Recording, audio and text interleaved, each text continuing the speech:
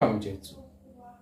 భారత్తో అనవసరంగా కయ్యం కొని తెచ్చుకొని ఇప్పుడు పాకిస్తాన్ అస్తిత్వమే ప్రశ్నార్థంగా మారే పరిస్థితి వచ్చింది. ఇది స్వయంకృతం. ఖచ్చితంగా తన దేశంలోకి పొరుగు దేశం నుంచి వచ్చిన ఉగ్రవాదులు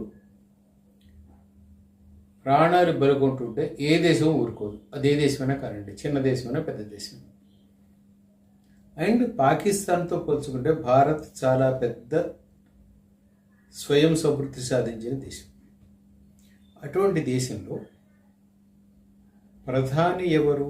ప్రధాని మోడీ ఉన్నాడు కనుక ఇది యాక్ట్ అయింది అని నేను అన్నా. కానీ ఆ పొజిషన్లో ఎవరు ఉన్నా ఖచ్చితమైన చర్యలు తీసుకుంటారు.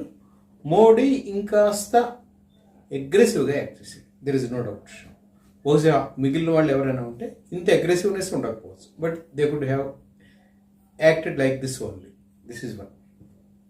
2, పాకిస్తాన్ సమయం సందర్భం చూసుకోకుండా భారత్ మీద ఎదురుదాడి మొదలెట్టింది. అంటే మా దేశంలో ఎవరినైనా ఇచ్చేస్తే మేము ఊరుకోము అని చెప్పే ప్రయత్నం చేసినట్టుంది. కానీ but it has failed in 2 fronts. One is its forces are not united, the country is not united. That is one.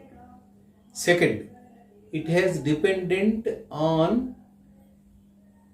the defense supplies from China, which are not up to the expected levels. ఈ 2 prove అయిపోయాయి.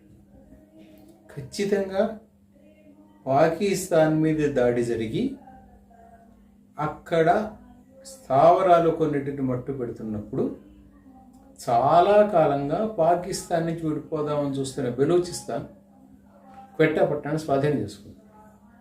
And తమ పట్టణానికి వస్తున్న సైనిక వాహనాన్ని నడిపించేశారు. This is one. Second, ఇంతకు ముందే పాక్ ఆక్రమిత కాశ్మీర్లో కొంతమంది మేము భారత్లో కలిసిపోతాము ఆర్ మేము స్వతంత్రంగా ఉంటాం కానీ పాకిస్తాన్తో ఉండము అని తేల్చేశారు. That is second. Third one, Sindh, Pashtun and other provinces, 1 more province, that is Balochistan, Sindh, Balochistan, Pashtun, Punjab and PoK, ఆక్రమిత కాశ్మీర్. వీళ్ళందరూ కూడా ఎంత త్వరగా అవకాశం వస్తే అంత త్వరగా పాకిస్తాన్ నుంచి విడిపోవాలని చూస్తున్నారు. సో అంటే ఈ దేశం పాకిస్తాన్